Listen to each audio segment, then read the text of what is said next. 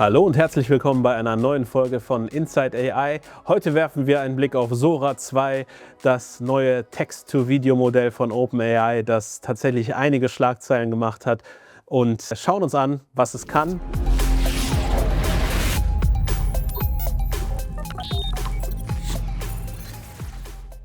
Ja, OpenAI hat vor kurzem Sora 2 vorgestellt, ein neues Text-to-Video-Modell mit einer dahinterliegenden Social-Media-Plattform, über die das Ganze dann genutzt werden kann. Und da wollen wir heute einen kurzen Blick drauf werfen, uns schauen, wie die Ergebnisse aussehen und wie man das Ganze auch nutzen kann. Gehen wir also einmal auf sora.com und versuchen das Ganze zu nutzen.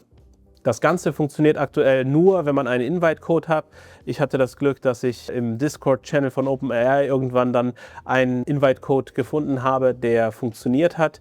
Damit versuchen die sicherlich die Nutzerzahlen jetzt gerade am Anfang zu begrenzen, weil das Ganze wohl auch sehr kostenintensiv laut Sam Altman ist. Und wenn wir jetzt auf sora.com gehen, sehen wir, oh Mist, das ist ja in Deutschland noch gar nicht verfügbar. Was machen wir denn dann jetzt?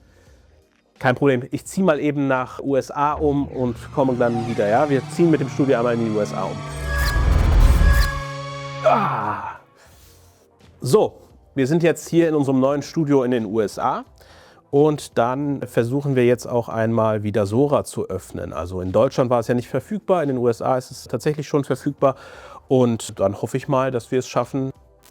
Ja, und hier aus unserem neuen Studio in den USA können wir dann tatsächlich auch Sora 2 nutzen.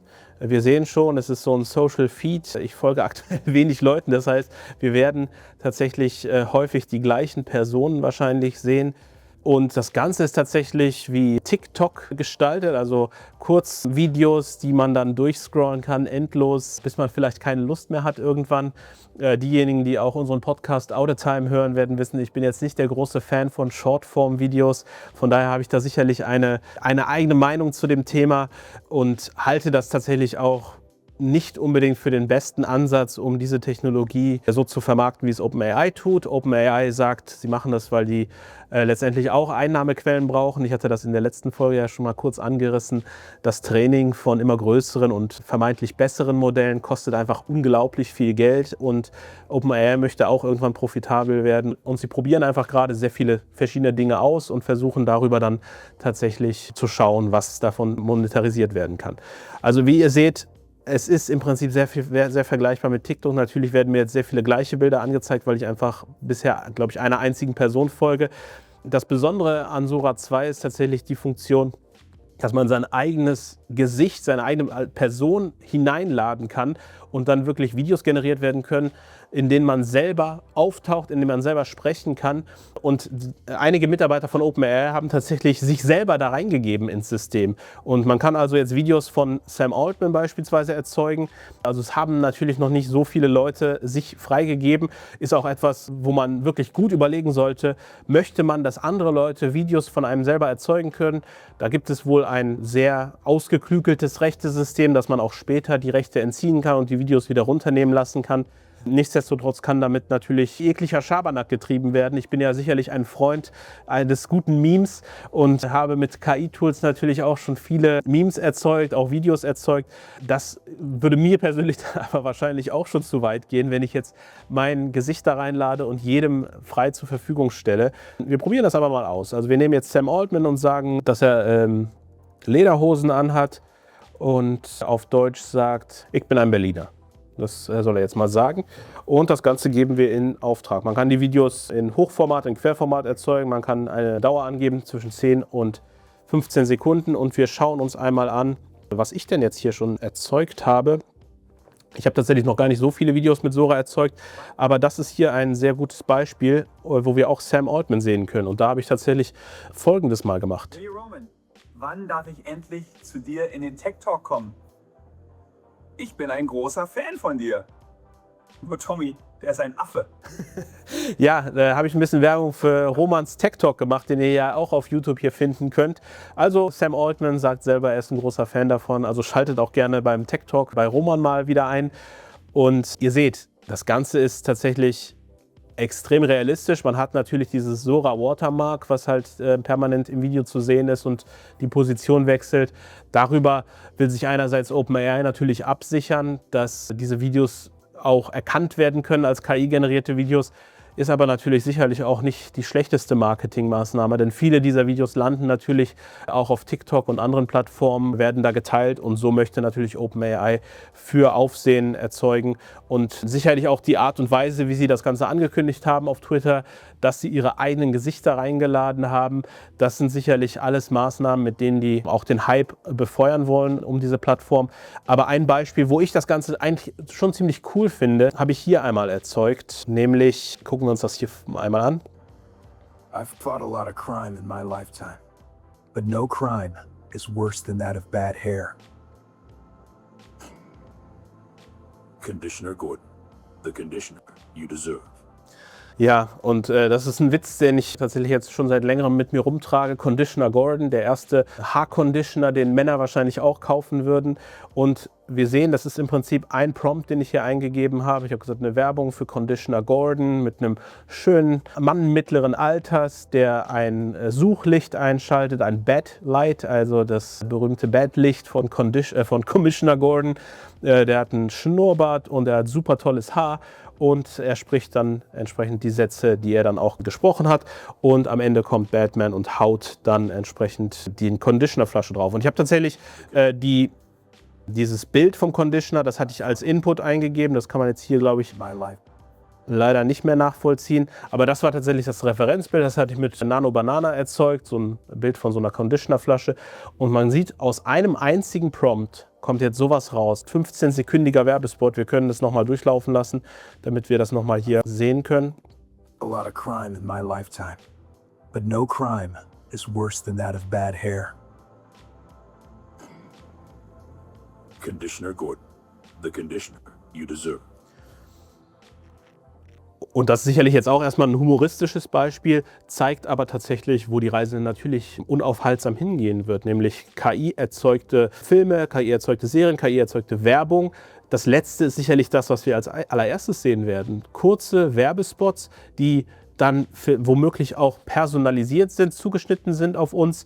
Vor kurzem gab es eine Schlagzeile, die durch die Presse gegangen ist, nämlich der Hersteller der Oreo-Kekse. Die haben ein eigenes KI-Videomodell trainiert, um damit Werbung zu erzeugen, mit dem Ziel, personalisierte Werbung anzuzeigen. Das heißt, wir werden sicherlich in naher Zukunft auf allen Plattformen personalisierte Werbung in der Form zu sehen bekommen, dass selbst die Inhalte des Videos komplett auf uns personalisiert sind, andere Hintergründe, anderes Setting. Und wenn wir uns jetzt einmal Sora 2 anschauen, wenn wir unser eigenes Bild reinladen, können wir uns sogar vorstellen, dass bald Werbung mit uns da drin auftauchen kann, wenn wir denn unser Gesicht sozusagen freigegeben haben. Die einen finden das vielleicht ganz lustig. Ich persönlich fände das, glaube ich, sehr unheimlich, wenn mir plötzlich Werbung eingeschaltet wird, wo ich dann auftauche. Wir schauen uns nochmal hier. Hallo, Heldo Chiel. Ich bin ein Berliner. Ja, das ist sicherlich nicht schlecht. Heldo Chiel. Ich bin ein Berliner. Ja, aber das ist im Prinzip Sora in a nutshell. Also natürlich könnte ich jetzt noch 1000 weitere Videos erzeugen, aber ich glaube, ihr habt es im Grunde genommen verstanden. Man kann auf Knopfdruck kurze Videosequenzen erzeugen. Das ist dann nicht nur eine Sequenz, sondern es können sogar mehrere Szenen sein, wie bei dem Fake-Werbespot, den ich mit einem Prompt und einem Bild gebaut habe. Technisch gesehen ist das Ganze absolut beeindruckend. Also die Qualität ist sicherlich noch mal besser oder zumindest auf dem gleichen Niveau wie das, was wir von Google Veo 3 gesehen haben. Was jetzt aber natürlich neu ist, ist dieser ganze Gedanke des Social Networks dahinter, wo natürlich OpenAI sich erhofft, dass sie da hohe Nutzerzahlen erreichen werden und dass sie das dann entsprechend auch irgendwann monetarisieren können. Und wenn die Plattform schon die ganze Zeit generierte Videos anzeigt, warum sollte die Werbung, die auf dieser Plattform läuft, dann nicht auch videogeneriert sein? Und das ist sicherlich eine Idee, die OpenAI damit verfolgen wird. Und es wird sich zeigen, ob das Ganze Erfolg haben wird. Ich persönlich, wie gesagt, bin nicht der große Freund von Shortform-Videos und nutze auch TikTok beispielsweise nicht. Ich weiß auch nicht wirklich, wie viel Gefallen die Leute finden, wenn sie wissen, dass diese ganzen Inhalte, die sie sich angucken, komplett KI-generiert sind. Weil ich glaube, dass ein Großteil des Charmes von YouTube, von TikTok und anderen Plattformen tatsächlich eigentlich darin besteht, dass man ja Leute sehen will, andere Menschen, die bestimmte Dinge erzählen, die bestimmte Dinge zeigen. Sicherlich ist vieles davon natürlich auch gestellt, was wir auf diesen Plattformen tagtäglich sehen. Aber letztendlich stecken dahinter ja doch echte Menschen und ich würde behaupten, häufig auch mit echten Botschaften. Und im Gegensatz dazu, wenn das Ganze komplett KI generiert ist, da fehlt natürlich dieser soziale Aspekt in Teilen, auch wenn man natürlich seine Gesichter, seine Person da reinladen kann und dann mit seinen Freunden lustige Videos erzeugen kann. Das kann natürlich auch einen sozialen Aspekt haben. Ich bin Stand heute noch skeptisch, aber wenn man sich den Erfolg von TikTok und Co. anguckt, glaube ich schon, dass natürlich da viele Leute das nutzen werden. Es wird sich dann zeigen, ob die Leute dauerhaft auch auf einer solchen Plattform Spaß haben, das Ganze zu nutzen. Ja, aber es ist sicherlich eine sehr krasse Entwicklung, wenn wir uns nochmal zurückversetzen. Vor noch nicht mal 3 Jahren kam ChatGPT auf den Markt und damals hätten die meisten Leute gesagt, also KI-generierte Videos in echter Qualität, in lebensechter Qualität, das werden wir nie erreichen. Da gibt es auch einige lustige Kommentare von Reddit beispielsweise aus der Zeit, wo Leute gesagt haben, das werden wir nicht mehr erleben in unseren Lebzeiten. Ja, und jetzt sitzen wir hier und können per Knopfdruck beliebige Videoinhalte mit beliebigem Ton auf beliebiger Sprache erzeugen. Ich bin gespannt, was ihr über das Thema denkt. Ob ihr genauso wie ich das Ganze sehr skeptisch seht. Natürlich hat das Ganze auch einen künstlerischen Aspekt und ich glaube, da wird am Ende die große Wertschöpfung stattfinden, nämlich in der Erzeugung von Serien, Filmen. Am Ende ist es die Botschaft, die man erzählen will, die muss gut sein, das Endprodukt muss gut sein.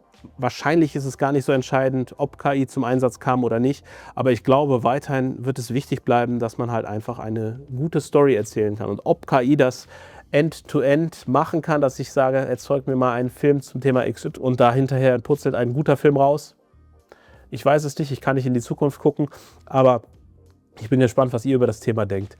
Schreibt es also gerne in die Kommentare und wenn ihr unseren Kanal noch nicht abonniert habt, dann tut uns einen Gefallen und holt das bitte noch nach. Wir würden uns sehr freuen, wenn wir noch ein paar mehr Abonnenten bekommen könnten. Wir werden in Zukunft auch diese Videos natürlich sehr gerne erzeugen und freuen uns einfach, wenn wir viele Leute damit erreichen. Wir versuchen tatsächlich, das ganze Thema auch nicht so hoch zu hypen, wie es vielleicht anderweitig getan wird. Wir versuchen, einen etwas neutralen Blick auf das Thema zu werfen, auch wenn ich persönlich natürlich begeistert bin von diesen Technologien. Aber letztendlich versuche ich doch immer auch darüber nachzudenken, wo können diese Sachen denn jetzt sinnvoll eingesetzt werden und was heißt das jetzt für uns? Und auch da, schreibt in die Kommentare, was ihr davon haltet. Und ich freue mich, wenn ihr beim nächsten Mal wieder einschaltet, wenn es heißt Inside AI. Macht's gut!